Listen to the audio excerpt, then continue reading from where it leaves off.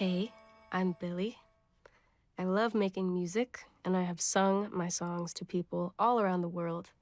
I also love nature, and our world is full of wonderful, beautiful wildlife, from the tiniest wildflower to the most massive moose. This bedtime story is about a little boy called Wilfred who says he owns a very big moose called Marcel. But does he really own Marcel? The story is called This Moose Belongs to Me, and it was written and illustrated by Oliver Jeffers. Wilfred owned a moose.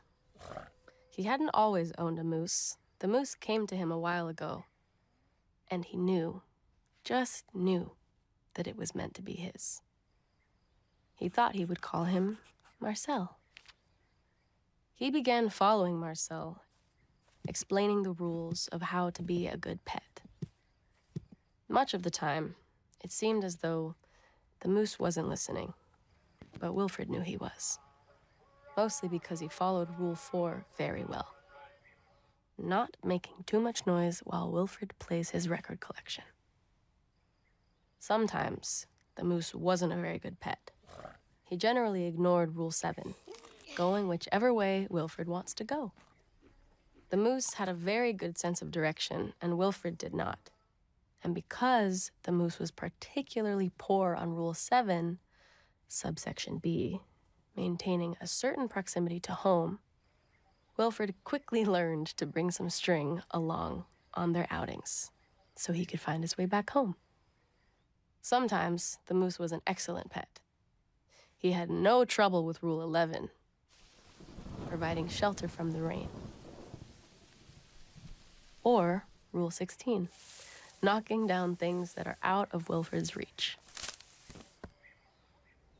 One day, as Wilfred discussed their plans for the coming year on a particularly long walk, he made a terrible discovery. Someone else thought they owned the moose. "Rodrigo, you're back!" Wilfred was dumbstruck. This moose was Marcel, not Rodrigo. The old lady was mistaken, and Wilfred thought it only proper that he correct her. "This moose belongs to me," he explained. And to prove it, he called Marcel, "Heel." But the moose did not respond. He seemed more interested in the old lady. "Good, Rodrigo." "Fine." Embarrassed and enraged, Wilfred rushed off for home. But in his haste, and miles from anywhere, he tripped over his string and got tangled up. And there he lay. Wilfred was beginning to get a little bit worried. It was past his home time now, and the monsters would be out soon. He had just ruled out the last of his options when along came the moose and performed Rule 73 brilliantly, rescuing your owner from perilous situations. All was forgiven, and perhaps, Wilfred admitted, he'd never really owned the moose anyway. With that in mind, he and the moose reached a compromise. The moose would agree to all of Wilfred's rules whenever it suited him. "Dominic, you're back, and you brought me an apple." I love that story. Wilfred learned a very important lesson. We need to look after beautiful wild creatures like Marcel, but we also need to let them do their own thing.